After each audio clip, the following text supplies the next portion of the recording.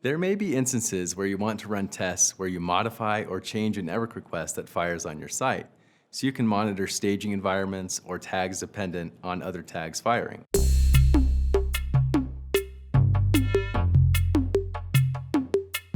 Remote file mapping allows you to modify a network request that fires, whether that means blocking the request to see all of your tags that fire outside of your tag management system, or changing a request so that you can see the staging or development environment.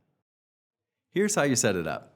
Oftentimes you want to know if there are hard-coded tags on your site, so you simply replace your tag management system's network request with a blank JavaScript file, and your audit shows you only the tags that fire outside of that container. Or you can replace any of the request URLs by pointing ObservePoint to a modified request. Remote file mapping allows you to modify or change any network request that fires on your site.